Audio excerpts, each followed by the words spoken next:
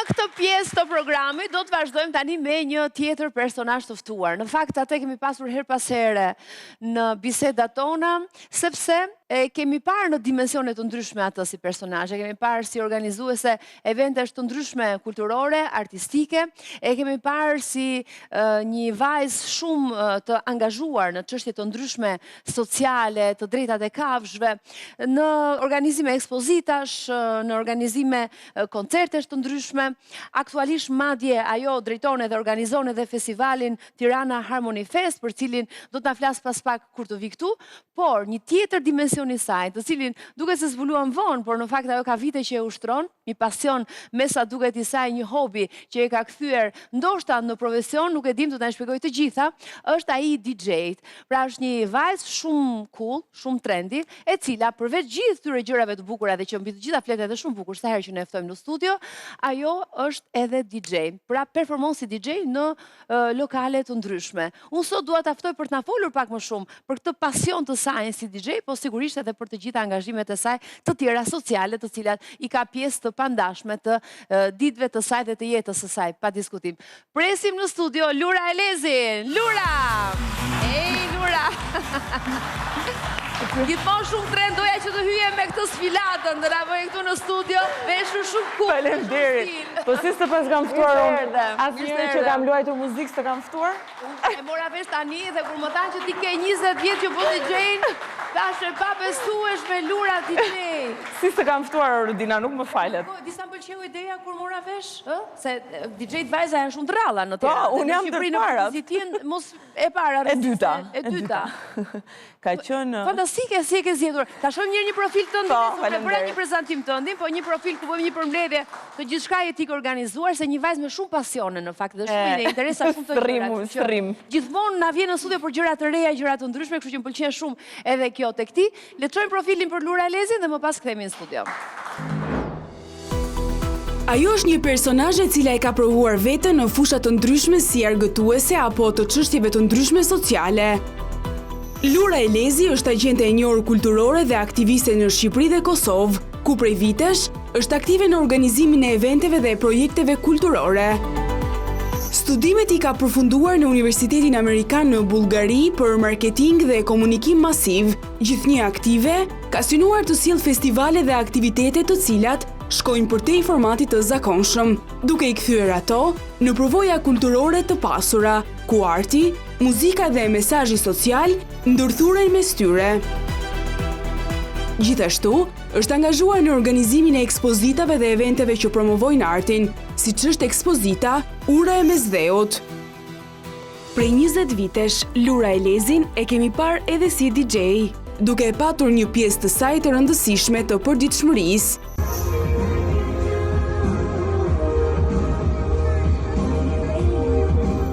Ndërkohë, një nga projektet më të njohura, ku ajo ka dhënë kontributin e saj, është pikërisht festivali Tirana Harmony Fest, i cili ka si qëllim t'i jap zë komuniteteve dhe grupeve që shpesh marrin më pak vëmendje, siç është edhe komuniteti rom, duke vendosur ata në qendër të skenës kulturore.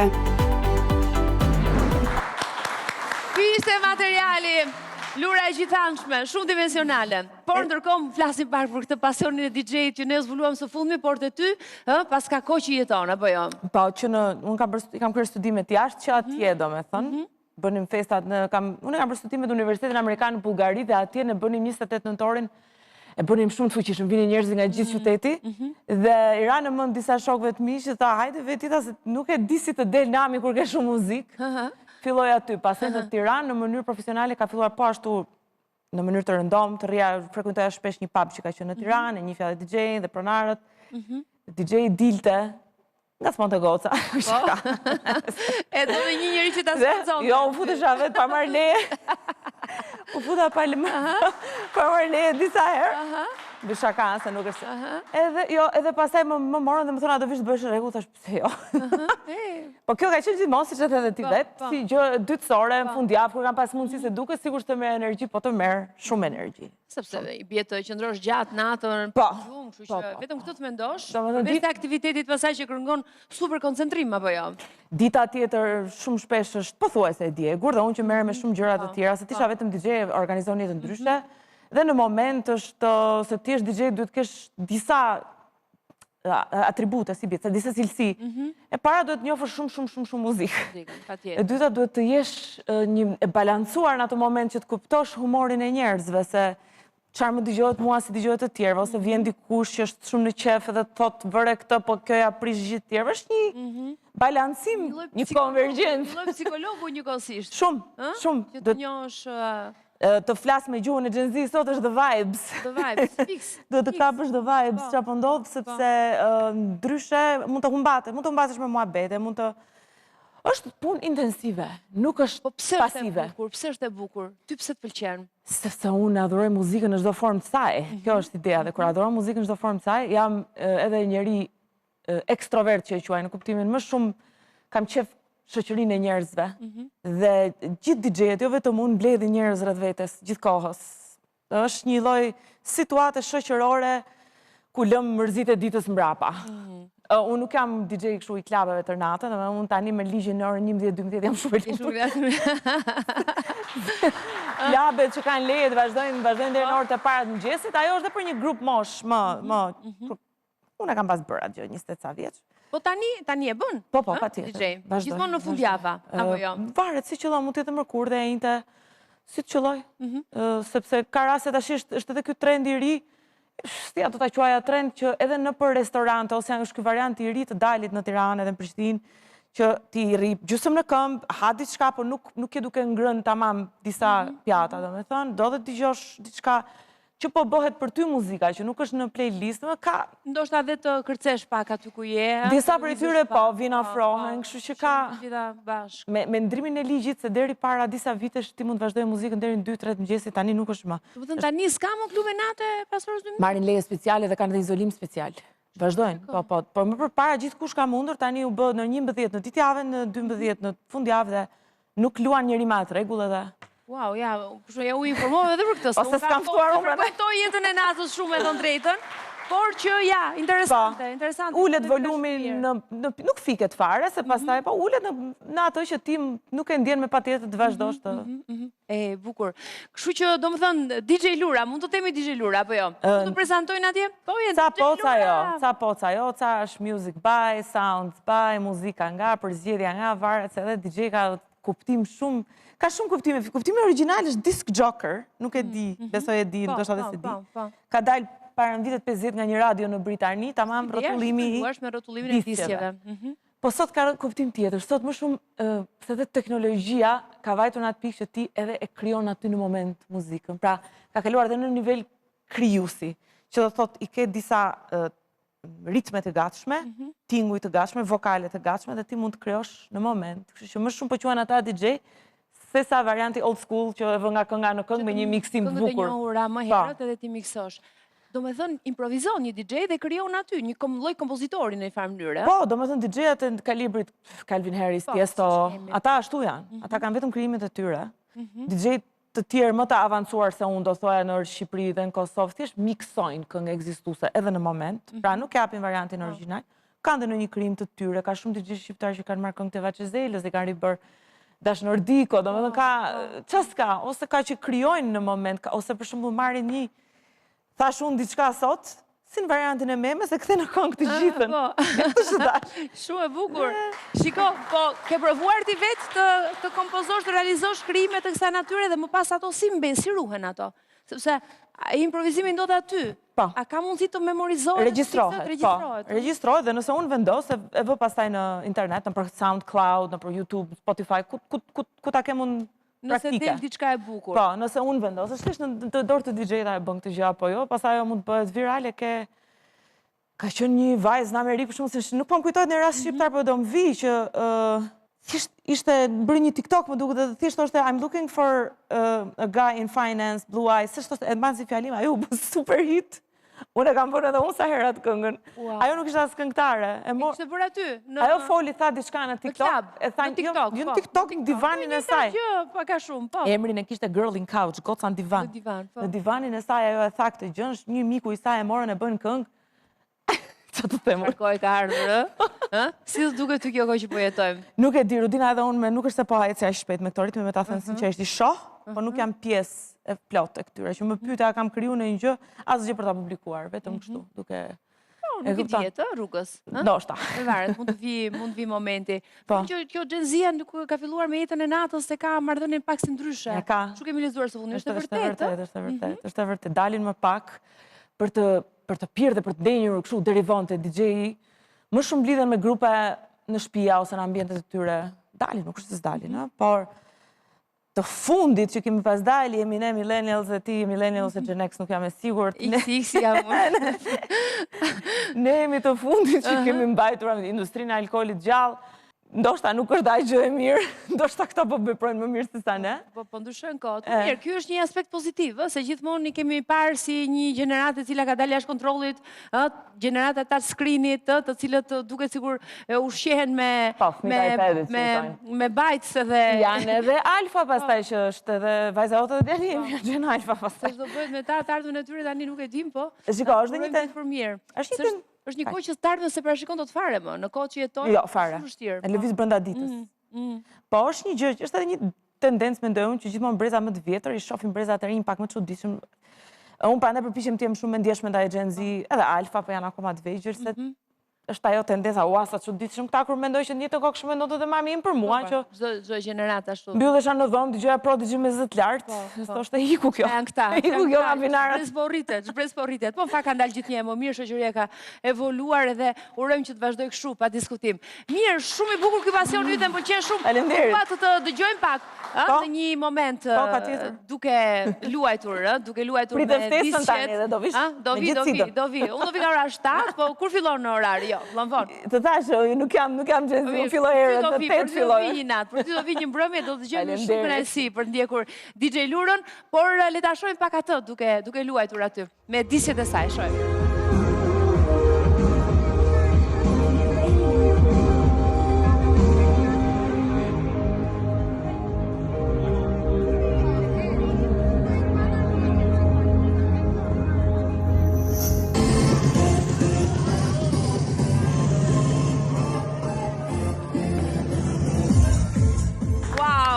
Pamesueshme DJ Lura, më pëlqeu shumë, edhe të shkon shumë për stilin. Po pra, më shkon. Edhe ky lloj profesioni, nëse mund ta quajmë kështu, një profesioni i shtatë i yti, se nuk e di ti je, thash, e gjithanshme me gjëra që të tërheqin dhe ti çfarë ka vënë re te ty që një gjë që të pëlqen, ti investohesh, edhe i kushton kohë.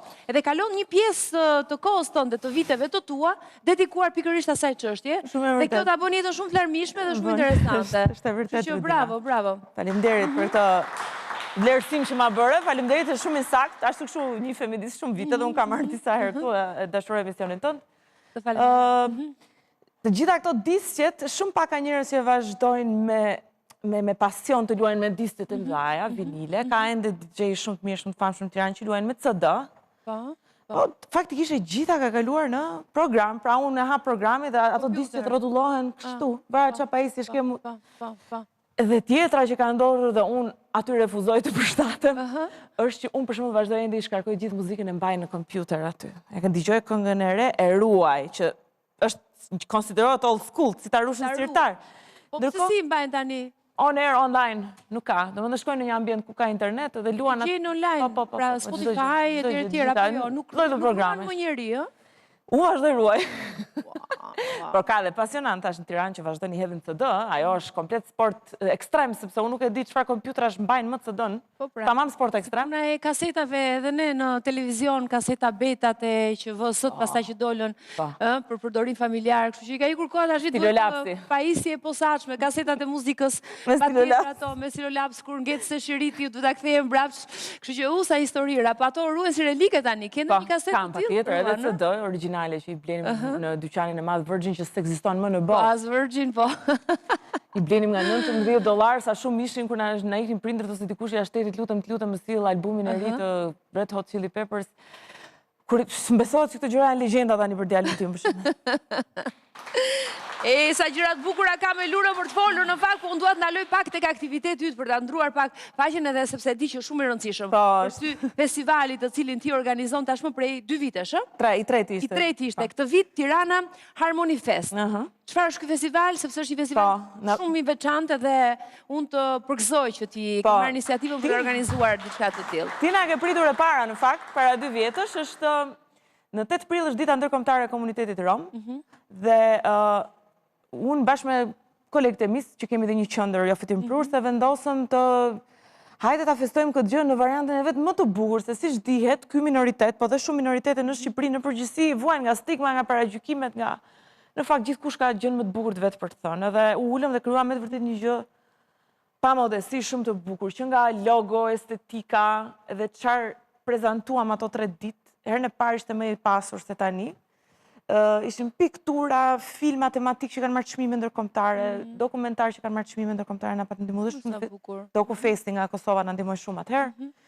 Pastaj morë artistët më të mirë të komunitetit dhe ju shfaqëm punët, morëm fotograf, morëm DJ nga komuniteti, morëm muzikë, të gjallë artizanet nga gjithë Shqipëria, që janë në zhdukje për shumë arsye. Para i komunitet po emigron, po si dhe gjithë shqiptarët që po emigrojnë. Shumë e dyta janë gjëra që nuk janë më të nevojshme, për shembull nuk e dia e din popullata e madhe, masive, që çadrat e plazhit me kasht, shumica dërmuese e tyre në të gjithë jugun bëhen nga komuniteti rom dhe janë shumë profesionistë në të gjë. Dhe bëjnë aq bukur në fakt. Po, bukur dhe të forta. Domethënë, të durojnë erën që fryn në Himar, pranë majës çikës është inxhinieri. Aftësi e jashtëzakonshme. Dhe na Është shumë gjëra të tjera që realizojnë, pa diskutim. Dhe na doli festivali shumë bukur. promovon. Po, na doli shumë bukur, domethënë gjithë ideja ishte që edhe ky komunitet kishte një farë krenarie, jo që gjë që kemi bërë vetëm ne, plot institucione bëjnë, po jo ashtu siç e nxorëm ne. Po që dhe njerëz të tjerë të informoheshin pak dhe mos jetonin me stigma dhe stereotipe dhe me ose edhe thjesht terr informativ. Herën e parë na doli shumë bukur, patëm shumë mbështetje, kësaj radhe nuk na mbështetën as struktura shtetërore dhe na erdhi shumë keq. Qyteti e kishte për detyrë. Ky edicioni 3, Po, qyteti e kishte për detyrë dhe nuk na mbështeti me ca arsyetime që nuk ishin me vend. Ma vjen keq, por ne nuk dorëzohemi të vazhdojmë dhe kam dëshirë që në të ardhmen ta vazhdoj këtë gjë me shumë mini komunitete të tjera. Kam një shoqe që më thotë tërkohës, po vllahët. Vllehet në shumë si bien, mos gabofsha. Edhe pse, domethënë pse, dhe vërtet jemi popull i vogël, po kemi shumë. Dhe romët kanë muzikë shumë bukur dhe ka ca remikse fantastike që unë i vë, që nga më e famshme që e njohin gjithë Derlezin, është një version, unë s'para në fan se remikseve, po është një që unë e vë që është thjesht shkrihen të gjithë kur e dëgjoj. Është e bukur, është vërtet.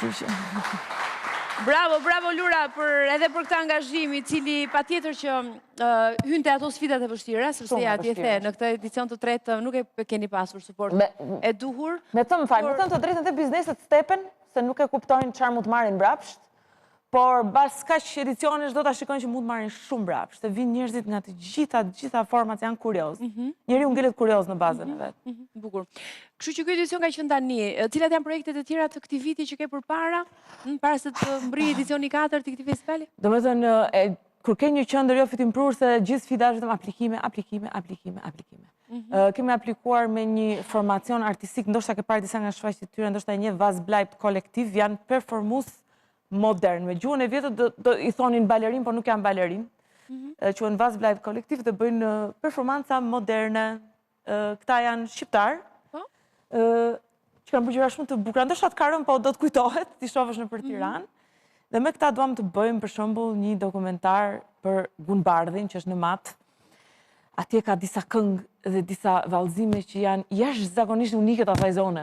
Edhe është tamam trashëgimi kulturore dhe po ne jemi në aplikime. Me të bëjmë tërkohës shumë gjëra. Do bëj dhe një festival feminist së shpejti. Kur them feminist, se populli ngatrohet ndonjëherë me kuptimin e fjalës feminist, është pak për të mos harruar çka kanë hequr gratë për të fituar drejtat që kanë tani.